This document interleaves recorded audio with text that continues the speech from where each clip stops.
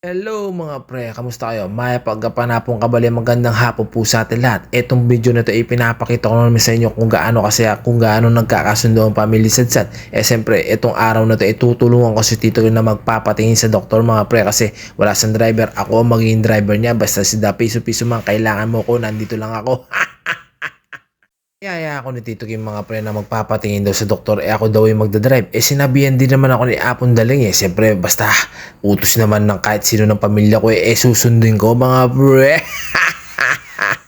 Siyempre lalo na yung nag-utos si Apon Daling siyempre susundin ko. Kahit naman ako nung Biyernes mga pre, masama din na ng pakiramdam ko. Siyempre umuwi ako ng bahay, tapos sabi ko sa mama ko, mama, magpapatingin ako. Sabi niya kay Tito Kim, siya daw yung magdadrive. Si Tito Kim naman yung nagdrive mga pre, kaso pagpunta namin sa doktor, wala siya. By schedule pala siya. Kaya kinabukasan doon ako nagpatingin mga pre, kaya ngayon okay na ako.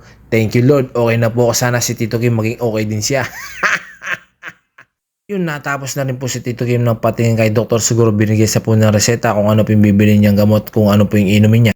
Kung naghahanap po kayo ng doktor na napakabait, napakagaling dito na po sa San Miguel, Lubao, Pampanga. Siya lang po yung nag-isang doktor po dito at may butika dito sa may San Miguel. Itanong niyo lang po, mabait po yung doktor nito. Kaya thank you doktor, thank you Lord. Sana gumaling na po si Tito Kim. Ako naging okay na ako. Thank you doc, thank you, I love you all.